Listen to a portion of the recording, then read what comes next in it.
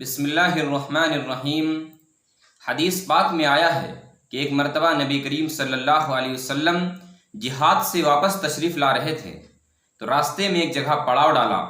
وہاں اس بستی میں ایک عورت رہتی تھی جو تنور میں روٹیاں پکاتی تھی، اور وہ اس وقت روٹیاں پکا رہی تھی اور اس کا بچہ تنور کی طرف آ رہا تھا تو اس کو پیچھے دھکیلتی رہتی تھی اور اس سے کہتی تھی کہ تم مجھ سے دور بیٹھو، یہاں تمہیں آگ پکڑ سکتی ہے اور تمہیں گرمی لگ سکتی ہے۔ اور وہ پسینے میں ڈوبی ہوئی تھی اور تنور میں ڈبکی لگا کر روٹیاں پکا رہی تھی۔ جب وہ روٹیاں پکا کر فارغ ہوئی تو کہتی ہے کہ میں نبی پاک صلی اللہ علیہ وسلم کی خدمت میں حاضر ہوئی اور میں نے پوچھا کہ آپ میں سے اللہ کے نبی صلی اللہ علیہ وسلم کون ہیں؟ تو اسے بتایا گیا کہ یہ اللہ کے نبی صلی اللہ علیہ وسلم جلوہ افروز ہیں۔ وہ آپ صلی اللہ علیہ وسلم کے سامنے بیٹھ گئی اور وہ اس وقت پردے میں تھی۔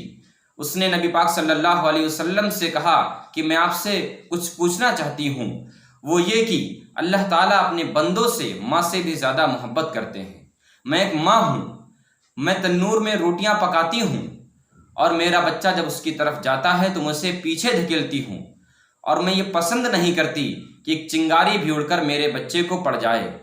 جب اللہ تعالیٰ بندوں سے ماں سے بھی زیادہ محبت کرنے والے ہیں تو اللہ تعالیٰ اپنے بندوں کو جہنم میں کیسے ڈال دیں گے؟ اس نے جب یہ سوال پوچھا تو آپ صلی اللہ علیہ وسلم نے اپنا سر مبارک جھکا لیا اور آپ صلی اللہ علیہ وسلم کی آنکھوں میں آنسو آنے لگے۔ اسی وقت جبریل علیہ السلام آئے اور اللہ کا پیغام لے کر آئے۔ چنانچہ نبی کریم صلی اللہ علیہ وسلم نے اس عورت کو فرمایا اللہ کا پیغام آ چکا ہے، پروردگار کا ارشاد ہے وما ظلمهم اللہ ولکن كانوا انفسهم یظلمون۔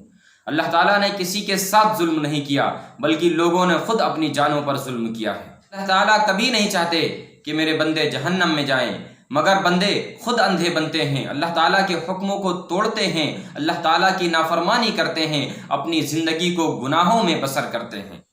اللہ تعالیٰ اپنے بندوں کو جہنم سے بچانے ہی کے لیے اللہ تعالیٰ نے دنیا میں نبیوں کو بھیجا اور ان کے ساتھ کتابوں کو بھیجا تاکہ وہ ان کو جہنم سے بچائیں اور جنت کی طرف بلائیں۔ کتابیں راہ ہدایت کے لیے بھیجی کہ سیدھا راستہ پکڑنے میں آسانی ہو، اور اس کے بعد اللہ کے اولیاء کا سلسلہ جاری ہوا۔ اللہ کے اولیاء در بدر بھٹک کر ٹھوکریں کھا کر دین کو پہنچانے میں لگے، اور وہ لوگوں کو یہی نصیحت کرتے تھے کہ گناہوں کو چھوڑ دو، جہنم کی آگ سے بچ جاؤ۔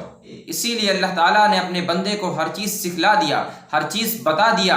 اب اگر کوئی بندہ جہنم کا مستحق ہوتا ہے تو وہ اپنی غلطی سے جہنم کا مستحق ہوتا ہے۔ اللہ تعالیٰ ہم سب کو نیک اعمال کرنے کی توفیق عطا فرمائے اور اللہ تعالیٰ کے بھیجے ہوئے دین پر پورا عمل کرنے کی توفیق عطا فرمائے۔